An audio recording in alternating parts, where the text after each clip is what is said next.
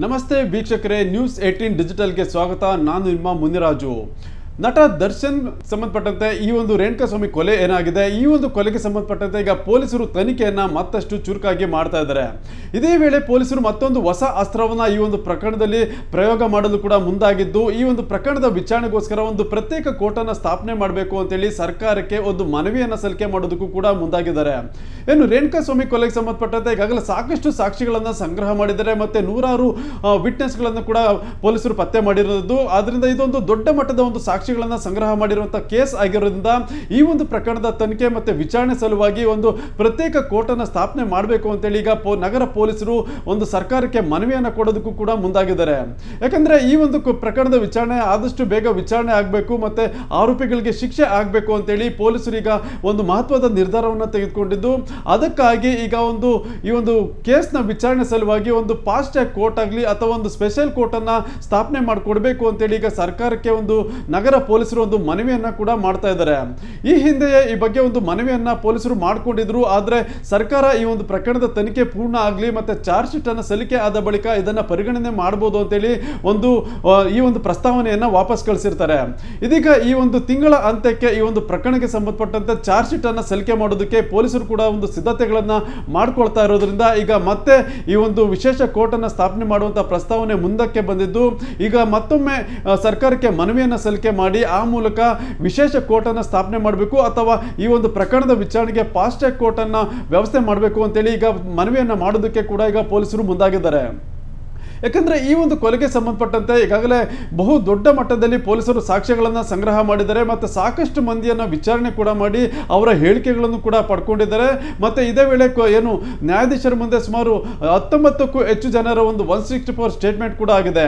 ಅದರಿಂದ ಈ ಒಂದು ಪ್ರಕರಣದಲ್ಲಿ ಬಹುದೊಡ್ಡ ಸಾಕ್ಷಿಗಳ ಸಂಖ್ಯೆ ಮತ್ತೆ ಎವಿಡೆನ್ಸ್ಗಳನ್ನ ಪತ್ತೆ ಹಚ್ಚಿರೋದ್ರಿಂದ ಇದನ್ನ ಪ್ರತ್ಯೇಕ ಕೋರ್ಟ್ನಲ್ಲಿ ವಿಚಾರಣೆ ಮಾಡಿದ್ರೆ ಆದಷ್ಟು ಬೇಗ ಆರೋಪಿಗಳಿಗೆ ಒಂದು ಶಿಕ್ಷೆಯನ್ನು ಕೊಡಿಸಬಹುದು. ಮತ್ತೆ ಏನು ಈ ಒಂದು ಪ್ರಕರಣದಲ್ಲಿ ಕೊಲೆ ಆಗಿರುವಂತಹ ರೇಣುಕಾಸ್ವಾಮಿ ಒಂದು ಸಾವಿಗೆ ಒಂದು ನ್ಯಾಯವನ್ನು ಕೂಡ ಕೊಡಿಸಬಹುದು ಅಂತೇಳಿ ಪೊಲೀಸರು ಒಂದು ಚಿಂತನೆಯನ್ನ ಮಾಡಿದ್ದು, ಆ ಒಂದು ಸಲುವಾಗಿ ಈಗ ಈ ಒಂದು ಹೊಸ ಪ್ರಸ್ತಾವನೆಯನ್ನ ಸರ್ಕಾರಕ್ಕೆ ಸಲ್ಲಿಕೆ ಮಾಡಿ ಒಂದು ಪ್ರತ್ಯೇಕ ಕೋರ್ಟ್ ಅನ್ನ ನಿಗದಿ ಮಾಡಬೇಕು ಅಂತೇಳಿ ಈಗ ಒಂದು ಹೊಸ ಅಸ್ತ್ರವನ್ನ ಪ್ರಯೋಗ ಮಾಡೋದಕ್ಕೆ ಈಗ ನಗರ ಪೊಲೀಸರು ಮುಂದಾಗಿದ್ದಾರೆ. ಮತ್ತೆ ಇದೇ ವೇಳೆ ಏನು ಈ ಒಂದು ಪ್ರಕರಣಕ್ಕೆ ಸಂಬಂಧಪಟ್ಟಂತೆ ಸುಮಾರು 66 ಮಾದರಿಯ ಒಂದು ವಿವಿಧ ಅಂಶಗಳನ್ನ ಮತ್ತೆ ವಸ್ತುಗಳನ್ನ ಪೊಲೀಸರು FSL ಗೆ ರವಾನೆ ಮಾಡಿದ್ರು. ಇದೀಗ ಆ ಒಂದು FSL ಗೆ ಕಳಿಸಿಕೊಟ್ಟಂತ ಎಲ್ಲಾ ಒಂದು ಅಂಶಗಳ ಒಂದು ರಿಪೋರ್ಟ್ ಕೂಡ ಈ ಒಂದು ವಾರದಲ್ಲಿ ಬರ್ತಾ ಇದ್ದು, ಅದನ್ನ ಕೂಡ ಈಗ ಪೊಲೀಸರು ಏನು ರಿಪೋರ್ಟ್ಸ್ ಬಂದ ನಂತರ ಅದನ್ನ ಖುದ್ದಾಗಿ ಒಂದು ವಿಶ್ಲೇಷಣೆ ಮಾಡಿ ಆನಂತರ ಅದನ್ನ ಚಾರ್ಜ್ ಶೀಟ್ ನಲ್ಲಿ ಒಂದು ಅಡಕ ಮಾಡಲು ಕೂಡ ಒಂದು ಸಿದ್ಧತೆಗಳನ್ನ ಮಾಡ್ಕೊಂಡಿದ್ದಾರೆ.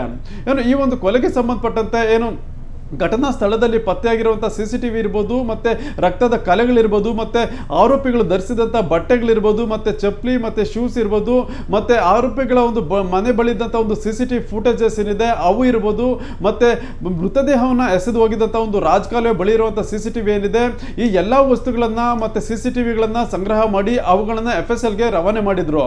ನಂತರ ಜೈವಿಕ ಅಂಶಗಳಾದಂಥ ಒಂದು ರಕ್ತದ ಕಲೆ ಮತ್ತೆ ಕೃತ್ಯಕ್ಕೆ ಬಳಸಿದಂಥ ಒಂದು ವಸ್ತುಗಳ ಮೇಲೆ ಇದ್ದಂಥ ರಕ್ತದ ಕಲೆ ಗಳಿರ್ಬೋದು, ಮತ್ತೆ ಬಟ್ಟೆ ಮೇಲಿದ್ದಂತಹ ರಕ್ತದ ಒಂದು ಕಲೆಗಳಿರ್ಬೋದು, ಎಲ್ಲವನ್ನೂ ಕೂಡ ಹೈದರಾಬಾದ್ ಮತ್ತೆ ಬೆಂಗಳೂರಿನ FSL ಗೆ ಕಳಿಸ್ಕೊಟ್ಟು ಅಲ್ಲಿಂದ ಒಂದು ವರದಿಯನ್ನು ಕೂಡ ಪಡೆಯೋದಕ್ಕೆ ಮುಂದಾಗಿದ್ರು. ಇದೀಗ ಈ ಎಲ್ಲ ಒಂದು FSL ರಿಪೋರ್ಟ್ಸ್ ಕೂಡ ಈ ಒಂದು ಶನಿವಾರದ ಒಳಗಡೆ ಬರುವಂತ ಸಾಧ್ಯತೆ ಕೂಡ ಇದೆ. ಮತ್ತೆ ಪೊಲೀಸರು ಕೂಡ ಆ ಒಂದು ನಿರೀಕ್ಷೆಯನ್ನ ಇಟ್ಕೊಂಡಿದ್ದು, ಈ ಒಂದು ವಾರದಲ್ಲಿ ಆ ಒಂದು FSL ರಿಪೋರ್ಟ್ಸ್ ಬಂದ ನಂತರ ಅವುಗಳನ್ನ ಖುದ್ದಾಗಿ ಪರಿಶೀಲನೆ ಮಾಡುವಂಥದ್ದು ಮತ್ತೆ ಅವುಗಳ ಬಗ್ಗೆ ಒಂದು ವಿಶ್ಲೇಷಣೆಯನ್ನ ಮಾಡಿ ಆ ನಂತರ ಚಾರ್ಜ್ ಶೀಟ್ ಅನ್ನ ತಯಾರಿ ಮಾಡೋದಕ್ಕೆ ಕೂಡ ಕಾಮಾಕ್ಷಿ ಪಾಳ್ಯ ಪೊಲೀಸರು ಮುಂದಾಗಿದ್ದಾರೆ. ಯಾಕಂದ್ರೆ ಈಗಾಗಲೇ ಈ ಒಂದು ಎಲ್ಲ ಅಂಶಗಳನ್ನ ಸುಮಾರು 30 ದಿನಗಳ ಹಿಂದೆ FSL ಗೆ ರವಾನೆ ಮಾಡಿರೋದ್ರಿಂದ ಆದಷ್ಟು ಬೇಗ ಅತಿ ಶೀಘ್ರದಲ್ಲೇ ಈ ಒಂದು ರಿಪೋರ್ಟ್ಸ್ ಕೂಡ ಒಂದು ಪೊಲೀಸರ ಕೈ ಸೇರುವಂತ ಸಾಧ್ಯತೆ ಕೂಡ ಇದೆ. ಅದರಿಂದ ಏನು ಈ ಒಂದು FSL ರಿಪೋರ್ಟ್ಸ್ ಬರಲಿ ಅಂತೇಳಿ ಈಗ ಕಾಯ್ತಾ ಇದ್ದಾರೆ. ಅವು ಬಂದ ನಂತರ ಮತ್ತಷ್ಟು ತನಿಖೆಯನ್ನ ಚುರುಕುಗೊಳಿಸಿ ಅವುಗಳನ್ನ ಖುದ್ದಾಗಿ ಪರಿಶೀಲನೆ ಮಾಡೋದಕ್ಕೂ ಕೂಡ ಈಗ ಪೊಲೀಸರು ಮುಂದಾಗಿದ್ದಾರೆ.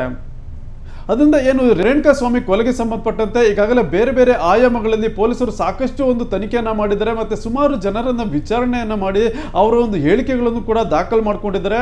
ಮತ್ತೆ ಅದೇ ರೀತಿಯಾಗಿ ಸುಮಾರು 160ಕ್ಕೂ ಹೆಚ್ಚು ಸಾಕ್ಷ್ಯಗಳನ್ನು ಕೂಡ ಸಂಗ್ರಹ ಮಾಡಿ ಅವುಗಳನ್ನ ಮಾಲುಗಳ ಪಟ್ಟಿಯಲ್ಲಿ ಕೂಡ ಸೇರಿಸಿಕೊಂಡಿದ್ದಾರೆ.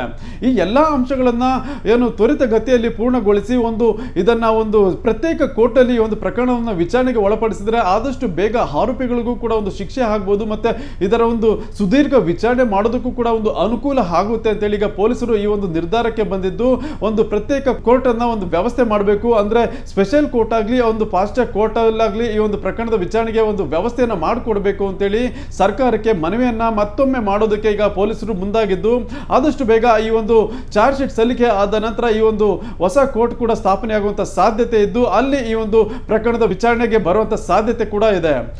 ಆದ್ದರಿಂದ ಏನು ಈ ಒಂದು ಪ್ರಕರಣದಲ್ಲಿ ಭಾಗಿಯಾಗಿರುವಂತಹ ಆರೋಪಿಗಳಿಗೆ ಈಗ ಒಂದು ಹೊಸ ಟೆನ್ಷನ್ ಕೂಡ ಶುರುವಾಗಿದೆ. ಯಾಕಂದ್ರೆ ಪ್ರತ್ಯೇಕ ಕೋರ್ಟ್ನಲ್ಲಿ ಏನಾದರೂ ಈ ಒಂದು ಪ್ರಕರಣದ ವಿಚಾರಣೆ ಆದ್ರೆ ಆದಷ್ಟು ಬೇಗ ಆರೋಪಿಗಳಿಗೂ ಕೂಡ ಒಂದು ಶಿಕ್ಷೆ ಆಗುವಂತ ಸಾಧ್ಯತೆ ಇರೋದ್ರಿಂದ ಆರೋಪಿಗಳಿಗೆ ಒಂದು ದೊಡ್ಡ ಸಂಕಷ್ಟ ಮತ್ತೆ ಸಂಕಟವನ್ನು ಕೂಡ ತಂದೊಡ್ಡಿದ್ರೆ ಅದು ತಪ್ಪಲ್ಲ. ಇದು ಇವತ್ತಿನ ವಿಶೇಷ. ಮುಂದೆ ಇದೇ ರೀತಿಯ ಸುದ್ದಿಗೋಸ್ಕರ ನೋಡ್ತಾ ಇರಿ ನ್ಯೂಸ್ 18 ಡಿಜಿಟಲ್ ಕನ್ನಡ. ಕನ್ನಡಿಗರ ಮೆಚ್ಚಿನ ನಿಮ್ಮ ನ್ಯೂಸ್ 18 ಕನ್ನಡ ಈಗ ವಾಟ್ಸ್ಆಪ್ನಲ್ಲಿಯೂ ಲಭ್ಯ. ಕರ್ನಾಟಕ ಮತ್ತು ದೇಶ ವಿದೇಶದ 360 ಡಿಗ್ರಿ ಸುದ್ದಿ ವಿವರವನ್ನ ನೀವು ನಿಮ್ಮ ಕೈ ಬೆರಳುಗಳಲ್ಲಿಯೇ ಪಡೆಯೋದಿಕ್ಕೆ ಈ QR ಕೋಡ್ ಅನ್ನ ಸ್ಕ್ಯಾನ್ ಮಾಡಿ. ನಮ್ಮ ಚಾನೆಲ್ ಅನ್ನ ಫಾಲೋ ಮಾಡಿ, ನೋಟಿಫಿಕೇಶನ್ ಆನ್ ಮಾಡಿ.